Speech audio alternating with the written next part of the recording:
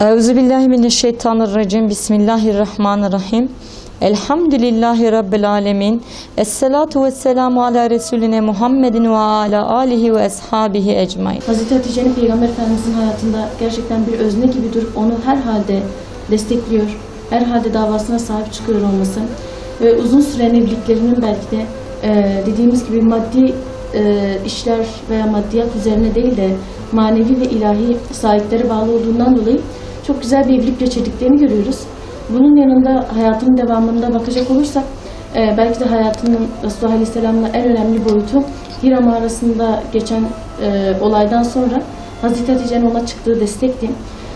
Çünkü Hazreti Hatice'nin belki de bu kadar çok önemsenen İslam tarihinde bir bayan olmasının sebebi bizim için ve genelde dediğimiz gibi bütün Müslümanlar, özellikle ise gerçekten biz hanımlar için onu en değerli kılan sebeplerden biri Resulullah Aleyhisselam'ın evinde vahye şahit olan ilk hanım olmasıydı.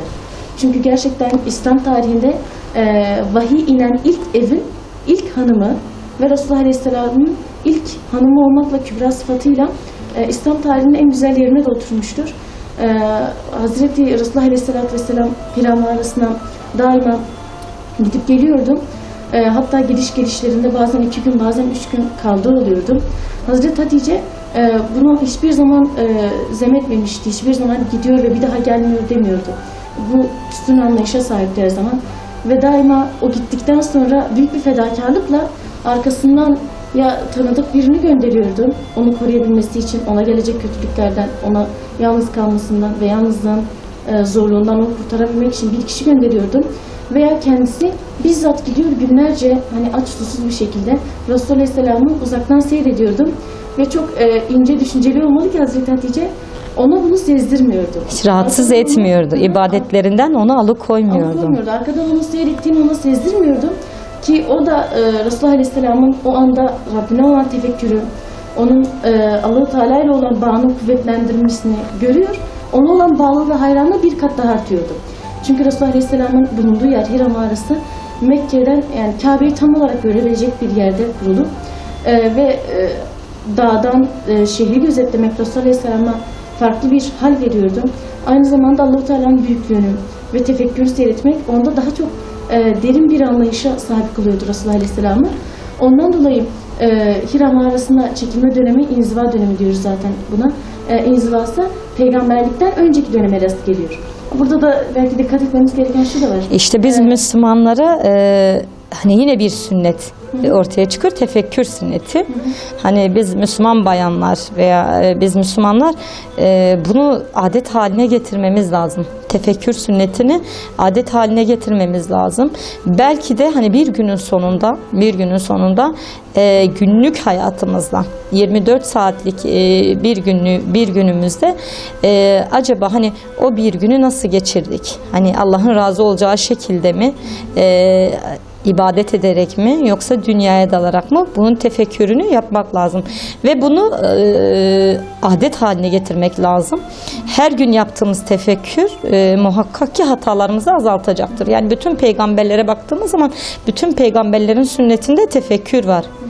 Hani bir hadis-i şerif var. Diyor ya 1 saatlik tefekkür 1000 yıllık ibadetten daha eftaldir. Niye? İnsan tefekkür ettiği zaman, düşündüğü zaman hatalarını görür, kusurunu görür ve kendini Allah ile kendisiyle Allah arasında bir rabıta kurar ve Allah'a kendini daha yakın hisseder. İşte bu Resulullah'ın hani peygamberlik dönemi öncesi, peygamberliğe yakın döneminde sık sık yaptığı bir haldi. Ki Hira mağarasındaki inzivaya çekilme dönemini biz Risalete hazırlanma dönemi olarak da algılayabiliriz. Çünkü Resulullah Aleyhisselam Risalete hazırlanma döneminde yani 38 yaşından sonra 40 yaşına kadar olan dönemde 2-3 yıl boyunca daima Hira mağarasına gider, günlerce kalır. Allah-u Teala'nın hani onu üzerine yükleyebileceği belki en ağır yük veya Risalet görevinin ağırlığını kaldırabilecek bir güce sahip oluyordu orada. Ve Allah-u Teala'nın gerçekten o şekilde onu olgunlaştırıyordu. Hira mağarasında inziva çekilerek bir olgunlaşma dönemi geçiriyordu. Bir de şöyle bir ayrıntıyı da zikretmekte fayda var. Şuna dikkat etmek gerekiyor. Peygamber Efendimiz peygamberlik verildikten sonra Hira mağarasına gitmemiştir inziva için. Tam tersine Peygamber Efendimiz kendisine peygamberlik verildikten sonra inziva hayatını itikaf diye değiştirmiş. Şu gerçeklik de ortaya çıkıyor. Risaletten sonra Resulullah Aleyhisselam dağa çıkıp tefekküre dalmamıştır. Veya dağa çıkıp günlerce gelmedi olmamıştır. Tam tersine Risaletten sonra kendi vahiy verildikten sonra halkın arasına karışmış, itikafla dediğimiz gibi yer değişilmiştir. İtikafla mescitte uzun süreli bir ibadet, işte 10 gün, Ramazan'ın son 10 gününe dek gelen bir ibadet dönemi geçirmiştir.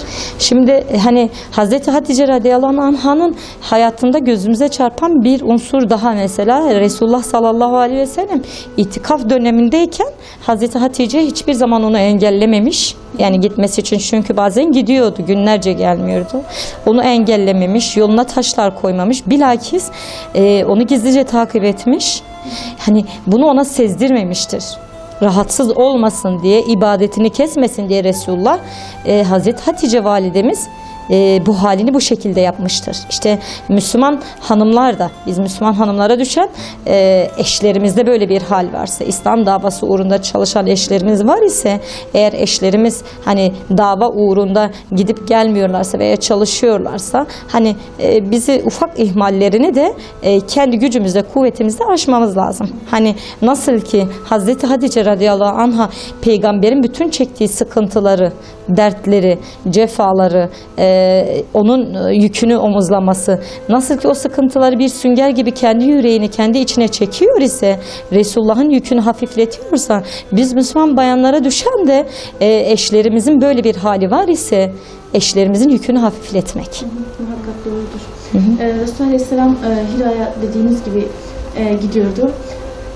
40 yaşına gelince Cebrail Aleyhisselam kendisine gelip Resulullah Aleyhisselam'ı sıkar. Hatta şöyle tarif eder Resulullah Aleyhisselam: bütün kemiklerimin iç içe girdiğini hissettim sanki. Ve der ki ikra, oku. Resulullah Aleyhisselam der ki ben okuma bilmem der. Cebrail Aleyhisselam tekrar ikra der, oku der. Resulullah Aleyhisselam tekrar ben okuma yazma bilmem der. Bunun defalarca tekrar edilmesi üzerine Resulullah Aleyhisselam'a ilk inen vahiy ilk 5 ayet şeklinde iner. Yaratan Rabbin adıyla oku, o seni bir kan pırtısından yarattı şeklinde devam eden Alak suresinin ilk 5 ayeti iner. Bundan sonra Resulullah Aleyhisselam çok büyük bir korkuya kapılır, çok büyük bir dehşete kapılır. Çünkü vahyin ağırlığı yavaş yavaş artık üstüne çökmüştür. Bu korkuyla eve doğru gider. Kendi evine, Hazreti Hatice'nin yanına doğru gider. Ve yolda gidince de hani taşların ve ağaçların ona selam verdiği görülür. Bundan dolayı da daha çok dehşete kapılır.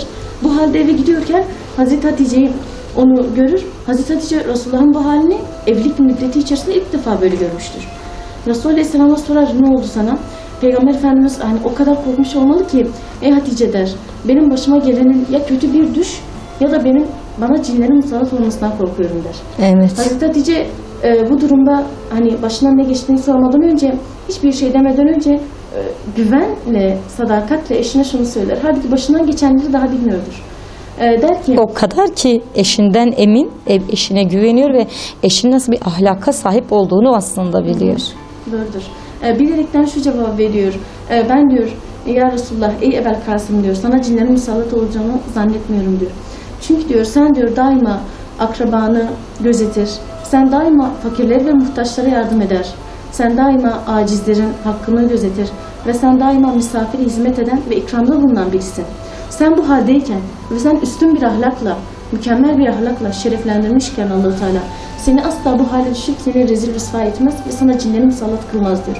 Bu durumdan sonra Hazreti Hatice hemen bu olayın üzerine Resulullah Aleyhisselam'a söyledikten sonra Aleyhisselam biraz daha sakinleşiyor, biraz daha durgunlaşıyor.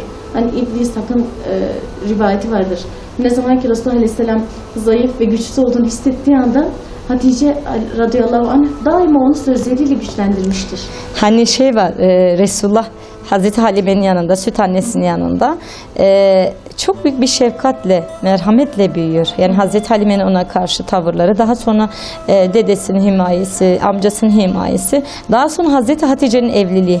Hani bir şefkat yumağından diğer bir şefkat yumağına geçiş yapıyor. Çünkü Hazreti Hatice gerçekten ona bir anne şefkatiyle, anne merhametiyle yaklaşmış. Yani her zaman onu anlayabilmiş. Anlayabilmiş, anladığı gibi de desteğini de hiçbir zaman esirgememiştir. Resulullah sallallahu aleyhi ve sellemin hayatına baktığımız zaman hayatının en zor dönemlerinde Hazreti Hatice radıyallahu anh'ın yanında olduğunu görürüz. İbn İshak'ın rivayetini hatırlatmıştık en son ya. Şöyle diyor İbn İshak tekrardan. Ne zaman ki Resulullah aleyhisselam davada zorlanıp da önüne bir taş gelecek şekilde kötü bir duruma düştüğü zaman her zaman Hatice onun yanındaydı ve daima onu gözetiyordu. Ve bütün acılarının tamamını kendine doğru çekiyordu. Onun üzerinde o davanın ağırlığıyla beraber sıkıntılarını gideriyordu diyor. Hazreti Hatice vahyin ilk tanışan kişisi, vahyi ilk muhatap olan kadın olarak Resulullah Aleyhisselam'a Cebrail'in geldikten hemen sonra onu çok güzel teskin etmiştir. Kalbine bir sükunet inmiştir Resulullah Aleyhisselam'ın ve uykuya dalmıştır o halde. Yani o kadar rahatlamıştır ki, örtünün altında o kadar rahatlamıştır ki hemen uykuya dalmıştır. O arada Hazreti Hatice hani durumun ciddiyetini, durumun ne olduğunu öğrenmek için Varaka bin Neffel'e hemen gider ve Varaka'ya der ki ey amcam oğlu Varaka, biliyorsun ki önceden de bazı olaylar için senin yanına gelmiştim. Bugün de Resulullah Aleyhisselam geldi, Hazreti Muhammed geldi ve bana şöyle başından bir olay geçtiğini ve ona bir kişinin gelip ikra şeklinde 3 defa 4 defa tekrar ettiğini ve ilk 5 ayet diye nazil olduğunu anlatır ona. Başından geçen bütün olayları anlattıktan sonra Varaka bin Neffel'e, Varaka bin Neffel şöyle der. Der ki ey Hatice der, muhakkak ki der Musa'ya ve İsa'ya gelen muhakkak ki Musa ve İsa'ya gelen şey ki o da Cebrail'dir. O Muhammed Aleyhisselam'a da geldi. Beklenen ahir zaman peygamberi de Muhammed Aleyhisselam'dır. Sense onun zevcesi olaraktan ilk iman edensin diyor. O şekilde cevap veriyor ona. Hazreti Hatice bunu duyduktan sonra rahatlıyor. Çünkü Resulullah Aleyhisselam şeyin başına gelmeyeceğinden emindi. Ama Varaka bin Neffel'in de ahir zaman peygamberinin geleceği hakkındaki bilgileri, alametlerini biliyoruz. Çünkü Varaka bin Neffel bilgili bir Hristiyandı.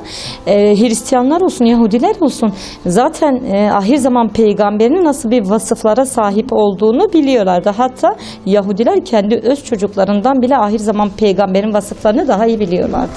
Daha sonra kesin netleştikten sonra Hazreti Hatice'nin durumu, yani Cebrail Aleyhisselam'ın Hazreti Muhammed Aleyhisselam'a gelip ona peygamberlik müjdelerini öğrendikten sonra hemen Resulullah Aleyhisselam'ın yanına gider ve ona bu müjdeyi vermek için gider.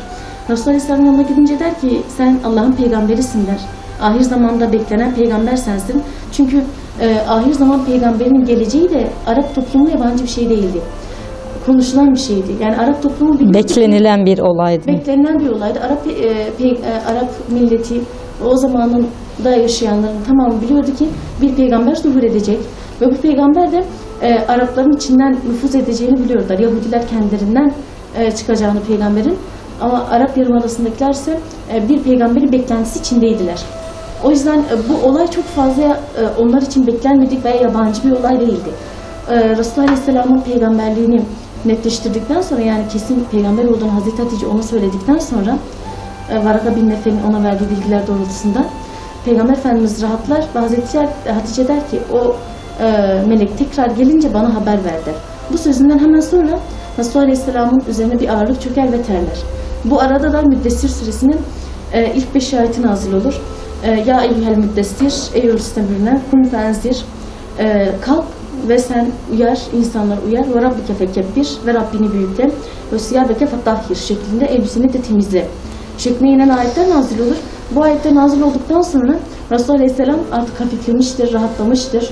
Belki hayatında zorlu bir dönem geçecektir. Ama bu zorlu dönemin yanında eşi Hatice'nin yanında olması, eşi Hazreti Hatice radıyallahu anh'ın her zaman ona desteğinin olduğunu, onu rahatlatması, yükünü omuzlaması, ona destek olması, evet, maddi ve manevi bir nevi Resulullah sallallahu aleyhi ve sellemin omuzundaki o büyük yükü hafifletmiştir. Hatta çok da hafiflemiştir bu durumda.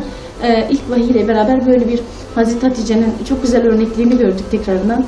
Çünkü gerçekten bu zor dönemde Resulullah Aleyhisselam en güzel şekilde destekledi, en güzel şekilde ona karşılık verdi ve hemen durumu netleştirmek için de Varaka bin Neffel'in yanına gittiğini görüyoruz.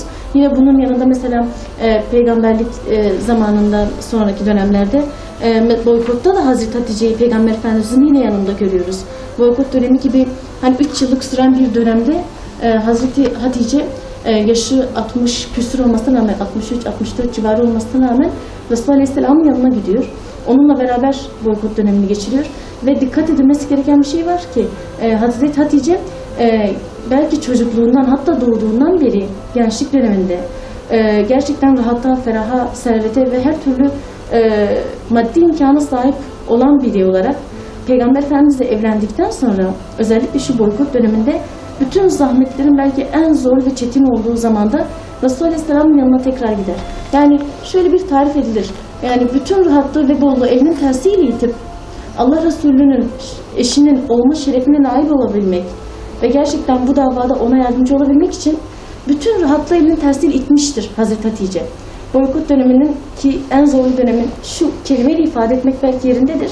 Sahabilerin açlıktan yaprak yedikleri bir dönemdir. Belki de en zor dönemdir. Hatta sahabilerin hani sıkıntıların o kadar çok artmıştır ki Meta Nasrullah demişlerdir. Yani ya Resulullah, Allah'ın yardımı ne zaman gelecek demişlerdir. Bu dönemde Hazreti Hatice'yi tekrar Resulullah Aleyhisselam'ın safında görüyoruz. Yani kendi evinde boykotu beklemiyor. Boykotun geçmesini beklemeyip bilakis Resulullah Aleyhisselam'ın yanında açlığa, sefaya, işkenceye, eziyete, yani her türlü zulme katlanır bir şekilde Resulullah Aleyhisselam'ın yine safında görüyoruz. Yine onun yanında en büyük fedakarlığı gösterdiğini görüyoruz. Yine Esra Hanım, sizin de dediğiniz gibi Resulullah'ın en zor dönemlerinden bir dönem boykot dönemi ve bu dönemde yine gözümüze çarpan Hazreti Hatice radıyallahu anh'ın tavrı.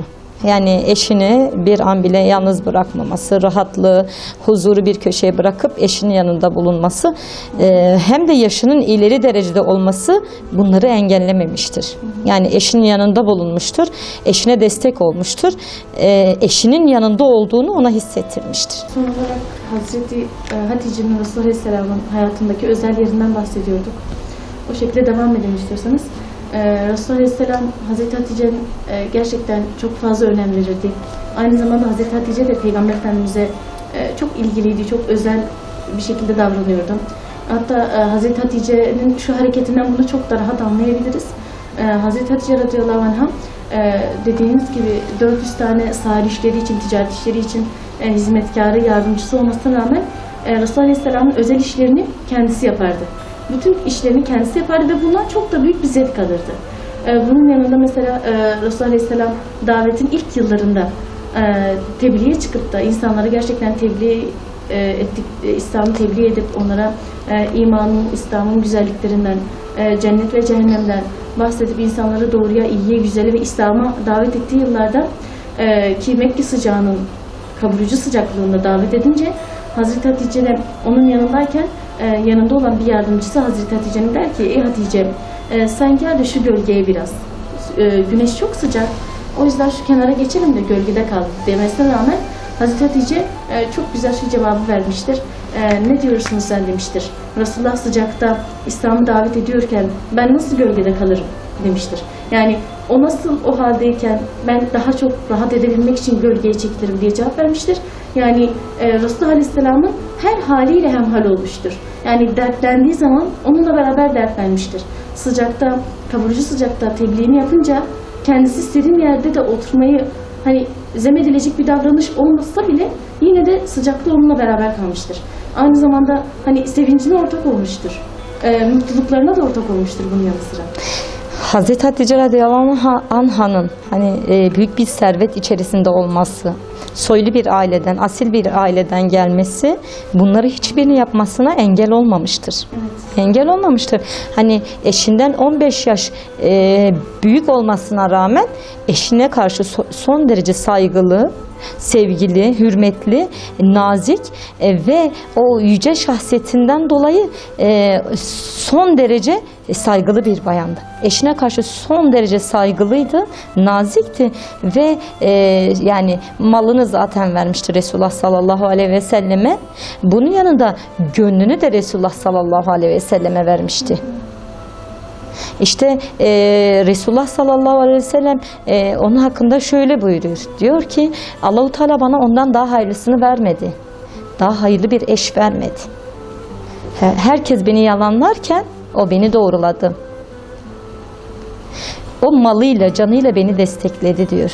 Allah-u Teala bana ondan çocuklar ihsan etti diyor. Yani gerçekten de Resulullah sallallahu aleyhi ve sellem hayatına baktığımız zaman Maria'yı içinden çıkaralım. Onun haricinde hiçbir eşinden çocuğu olmamıştır. Ama Hazreti Hatice validemiz ona 6 tane nur topu gibi evlat vermiştir. En önemlisi de Fatıma-tü Zehra gibi bir şahsiyet vermiştir, hediye etmiştir. İşte Hazreti Hatice radıyallahu anh'ın Resulullah'ın hayatındaki önemi bundan da ortaya çıkıyor. Yani önemli olmasının bir etkeni de budur. O kadar güzel evlatlar vermiş ki Resulullah'a, gönlünde çok güzel bir yer yapmıştır. Aynı zamanda mesela Hazreti Hatice hiçbir zaman isteklerini doğrudan Resulullah Aleyhisselam'a söylemiyordu. Şunu yapalım, şunu edelim şeklinde söylemiyordu. Tam tersi isteklerini daima ona öneri niteliğinde söylüyordu. Acaba böyle yaparsak, şunu edersek, şuraya gidersek şeklinde daima öneri niyetinde, mahiyetinde söylüyordu. Bu da gerçekten onun ince ve nazik ruhunun belki bir yansımasıydı. Göstergesidir. Bir yansıması ve göstergesiydi. Hani şu günümüzde bile işler, hani iş bittikten sonra, işler tamamını yapıp bitirdikten sonra ben şunu yaptım, şunu ettim, şuraya gittim diyen eşlerimiz vardır mesela. Yani başa kalkmamıştır yaptığı hiçbir şeyde, çünkü yaptığı her şey Allah rızası için, eşini sevdiği için yapmıştır. Yani işini bitirdikten sonra eşine danışan eşlerimizin gerçekten burada analım, kulakları da çınlasın. Yani bir şey yapılıyor veya aile içinde herhangi bir sorumluluk vardı, o sorumluluk yerine getirilmiştir. Veya çocuklarla ilgili herhangi bir iş vardı, o iş yapılmıştır. Hiç eşe danışılmadan belki yapılmıştır aile reisi olan erkeğe. Ama Hazreti Hatice ise daha bir iş yapılmadan, daha hiçbir aşamaya geçmeden, hani yapma aşamasına geçmeden, daha fikir aşamasındayken Resulullah Aleyhisselam'a öneri mahiyette bunu soruyor. Yani emrivaki yapmamıştır, değil mi? Hani halbuki mesela malını hepsini onun yoluna vermiş. Bu kadar hizmet etmiş ona. Yani Allah muhafaza, hani ters bir şeyle de başa kalkabilirdi.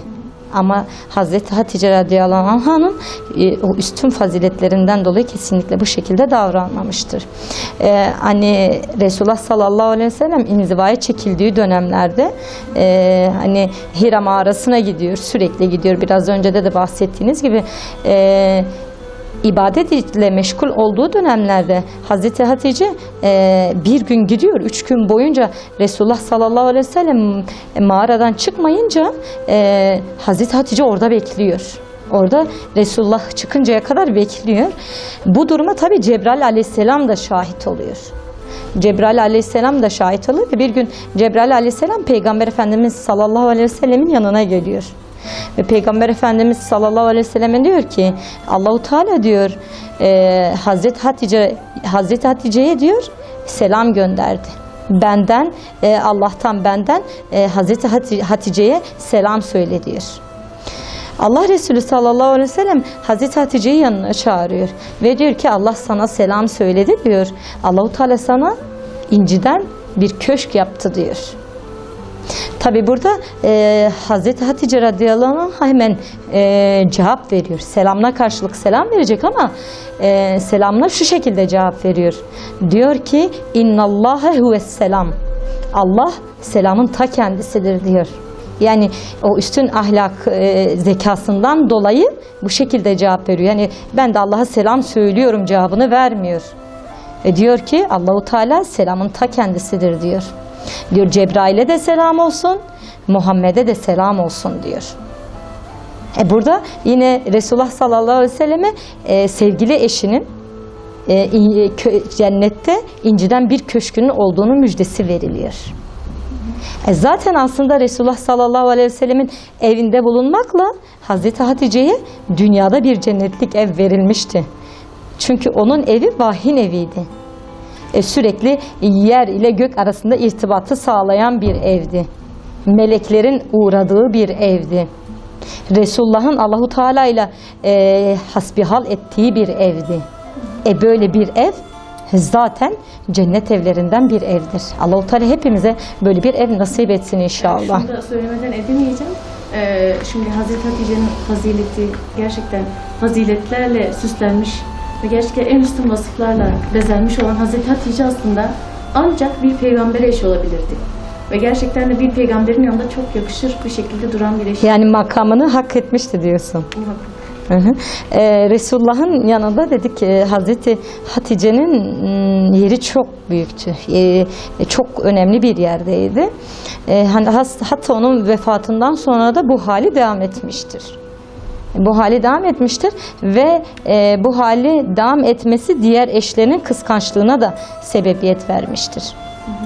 Bir gün işte Resulullah sallallahu aleyhi ve sellem ashabıyla bir yerde otururken böyle hurma dalına yaslanarak gelen bir ihtiyar kadın geliyor ve bu kadını içeriye alıyorlar. Resulullah diyor ki onu içeriye alın diyor.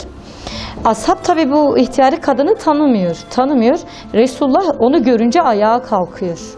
Ayağa kalkıyor ve ona yerini veriyor. Orada bulunan ashab özellikle Hazreti Ömer'in dikkatini çekiyor. Hazreti Ömer radıyallahu anh'ın dikkatini çekiyor. Hani bu ihtiyarı kadın kimdir ki Resulullah bu kadar hürmet etmiştir? Yerini verecek kadar ona alaka göstermiştir deyip kendini Resulullah'a bunları söylemekten alıkoyamıyor. İhtiyarı kadın gittikten sonra hatta o kadar ihtiyar ki 2 büklüm rükû halinde Resulullah'ın yanına geliyor. İhtiyar kadın gittikten sonra Hazreti Ömer radıyallahu anh dayanamıyor, hemen söze başlıyor. Ya Resulallah diyor. Hani bu ihtiyar kadın kimdi ki buna bu kadar hürmet ettiniz? Saygı gösterdiniz, alaka gösterdiniz yerinizi verecek kadar. Allah Resulü sallallahu aleyhi ve sellem tek kelimeyle diyor ki bu bizim Hatice'nin dostlarındandır diyor.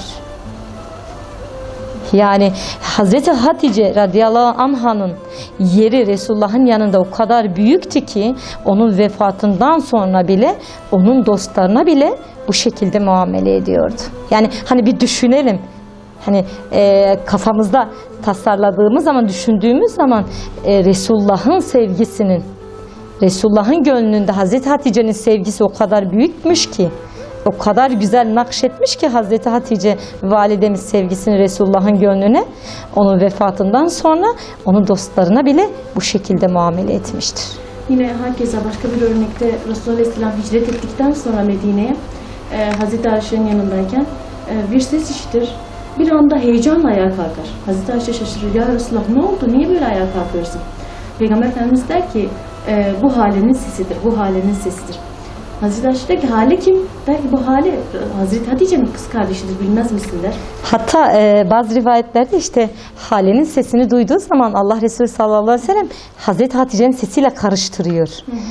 Hazreti Hatice'nin sesini duyar gibi oluyor, heyecanlanıyor. Heyecanından dolayı ayağa kalkıyor.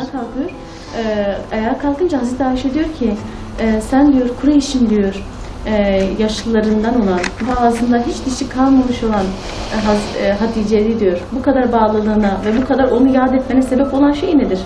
Halbuki der kendini kastederek Allah-u Teala sana ondan daha hayırlı, daha genç bir eş vermişken bu kadar yad etmene sebep olan şey nedir? Anlayamıyorum der. Resulullah Aleyhisselam da ona şöyle der. Ya Ayşe der herkes beni yalanlayınca o beni doğruladı. Ve bundan emin ol ki ey Ayşe, benim ona karşı sevgim asla dış güzelliğinden değildir. Benim ona karşı bağlılığım tam tersi onun bana karşı fedakarlığından ve beni her zaman desteklemesindendir. Ve desteklerini şöyle sıralar. Der ki herkes bana yalancı deyince o beni destekledi ve sen doğru söylüyorsun dedi. Herkes beni tekzip edince, herkes beni sihirbazsın, mecnunsun deyince o bana sen Allah'ın Resulüsün ve Allah-u Teala'nın seçilmiş kullarındansın deyip beni daima Rabbim yolunda destekledi.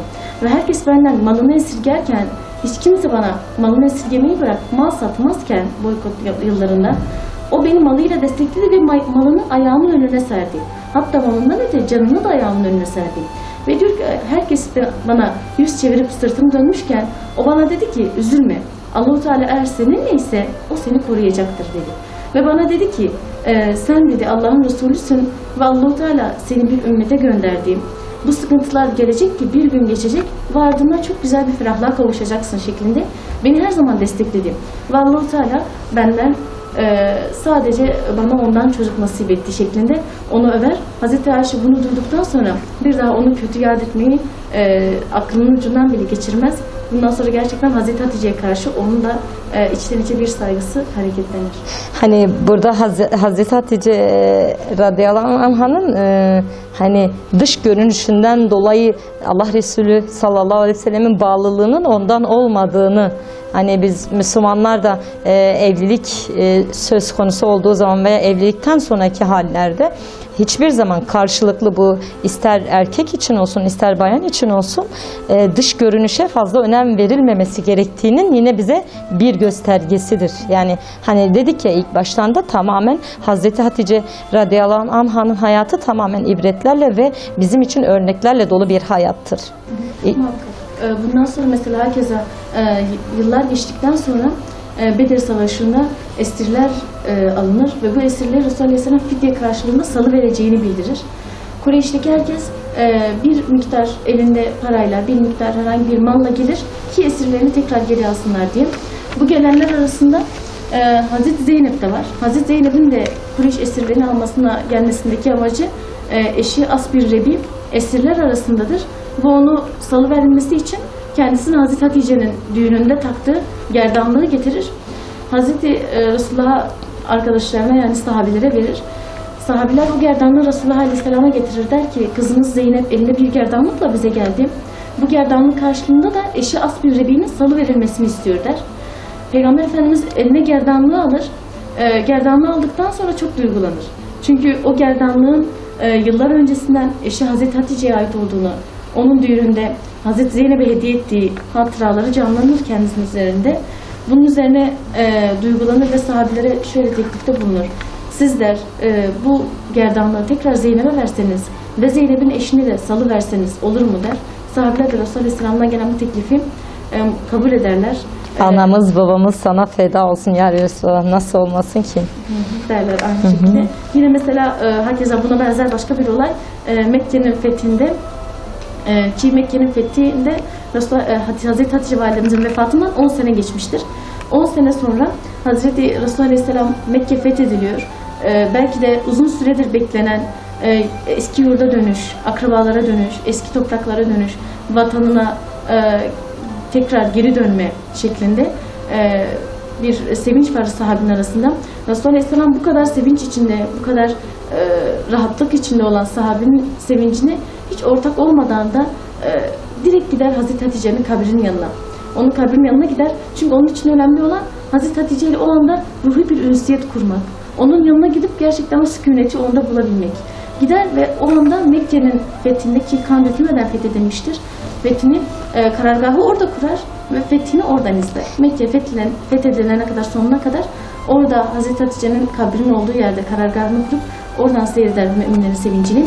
Ve ondan sonra Mekke fethedildikten sonra, putlar yıkıldıktan sonra da Resulullah Aleyhisselam her zaman gider Hazreti Hatice'nin yanına ve Hazreti Hatice'nin yanına gittikten sonra kabrini ziyaret eder. Onun dediğimiz gibi ruhuyla bir ünsiyet kurar ve tekrar onun yanına gidince bir rahatlama. Yani vefatından önceki durumda, hani her başı sıkıştığında Hazreti Hatice validemiz Resulullah'ın yanında. Şimdi bu kadar sıkıntı çekilmiş, 25 sene daha sonra vefatı, ondan sonra Resulullah'ın Mekke'yi fethetmesi artık bir nevi sıkıntıların bitişi. Müslümanlar için güzel günlerin başlangıcı. Belki de hani o çekilen sıkıntıların semeresini Resulullah sallallahu aleyhi ve sellem orada muhterem eşiyle, her ne kadar vefat etmişse de onun kabrinin başında onunla birlikte seyrediyor bu zaferi. Yani bu da yine Resulullah'ın Hazreti Hatice'ye verdiği değerin bir göstergesidir. Yine bununla bağlantılı olarak Hazreti Ayşe der ki Resulullah Aleyhisselam o kadar çok onu överdi, o kadar çok ondan konuşurdu ki Hazreti Ayşe der ki kendimi şu cümleyi söylemeden alamıyordum. Ya Resulullah, dünyada Hatice'den başka kadın yok mu? Yani şu cümleyi diyor her zaman dola söylerdim diyor. Ve yine Hazreti Hatice bir koyun, Hazreti Ayşe der ki ne zaman ki Resulullah Aleyhisselam bir koyun veya bir kurban, bir deve kestiği zaman her zaman derdi ki bunu Hatice'nin dostlarına verin derdi. Hatta bu işlemi daha hani koyunu kesiyorlar. Daha hiç kimseye dağıtmadan, pay etmeden Resulullah bunu işte bizim Hatice'nin dostlarına ayırın şeklinde yapıyormuş. Bunu soran Hazreti Ayşe de şöyle cevap veriyordu Resulullah Aleyhisselam. Neden böyle bir şey yapıyorsun? Neden onun dostlarına veriyorsun? Resulullah Aleyhisselam derdi ki ona, ben Hatice'nin sevdiklerini severim ya Ayşe derdi. Allahu Ekber. Yine Hazreti Ayşe şöyle der, hanımlar içinde ki benden 3 sene önce vefat etmiş olmasına rağmen ve onu hiç görmediğim halde kıskandığım tek eş Hazreti Hatice'ydi der. Çünkü Resulullah Aleyhisselam onu anıp durmadığı bir zaman yoktu. Aslında şu şekilde hani kıskançlık hani bir bayanda olacak, erkekte de olacak ama bu kıskançlığın boyutları yani ne altta olacak ne üstte olacak. Yani her zaman vasat yol seçilecek. Tabii ki eşler karşılıklı olarak birbirlerini kıskanacaklardı. Çünkü eşini kıskanmayan deyüzdür. Bizim dinimizde eşini kıskanmayana deyüz deniliyor. Yani eşimizi kıskanacağız ama bu hastalık derecesine gitmeyecek.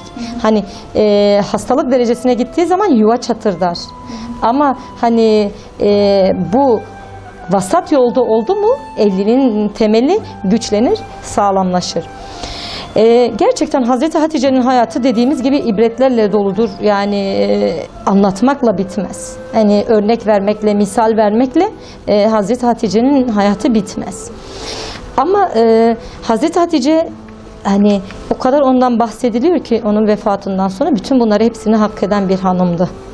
Ahlakıyla, kendinde bulundurduğu faziletlerle gerçekten bunu hak etmiş bir bayandır. Yani az önce tek bir cümleyle de belki özetledik. Böyle bir hanım ancak bir peygamber eşi olabilir.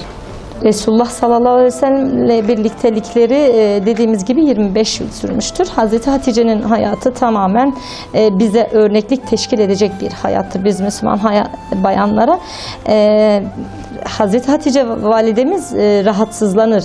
65 yaşında Allah alem. Rahatsızlığı artınca Allah Resulü sallallahu aleyhi ve sellem onun yanına gelir.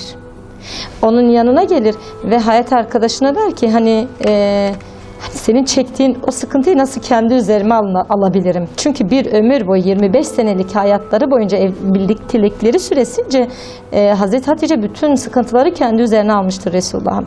Şimdi Hazreti Hatice sıkıntıdadır. Hazreti Hatice hastalanmıştır. Bu sefer Resulullah işte onun sıkıntısı nasıl kendi üzerime alınırım teklifinde bulunuyor Hazreti Hatice'ye. Hazreti Hatice'nin rahatsızlığı gün geçtikçe artıyor. Gün geçtikçe artıyor ve kimi rivayetlere göre hani Hazreti Ebu Talip, Peygamber Efendimizin hamisi olan Ebu Talip 15 gün veya kimi rivayetlere göre 3 gün arayla Hazreti Resulullah sallallahu aleyhi ve sellem ikisini kaybediyor. Bu da Resulullah için kötü bir dönem. Çok kötü bir dönem. Hatta bu döneme tarih hüzün yılı adını koyuyor. Yani hüzün yılı deniliyor. Ve Hazreti Hatice vefat ettikten sonra deniyor. Ev o kadar bomboş ve ürkütücü olmuştu ki Resulullah Aleyhisselam artık eve girmek istemiyordu. İbn-i İshak da şöyle der. Der ki vefatından sonra Hazreti Resulullah'ın başına musibetler peş peşe geldi. Çünkü Hazreti Hatice vefat ettikten hemen sonra müşrikler artık onun kimsesiz kaldığını, onu destekleyecek olarak bir eşinin de olmadığını bilerekler işkenceler, musibetler sözle veya fiille daima üst üste geldi. Şimdi zaten hani hamisi olan, en büyük hamisi olan Ebu Talib'i kaybetmişti. Ebu Talib'i kaybettikten 15 gün sonra sevgili eşi rahatsızlanıyor. Tabi bu Resulullah'a çok ağır geliyor.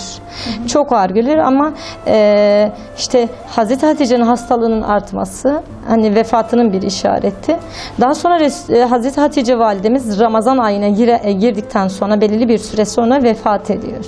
Vefat ediyor. Şimdi vefat etmiş ama şimdi Resulullah'a düşen bazı vazifeler vardır burada.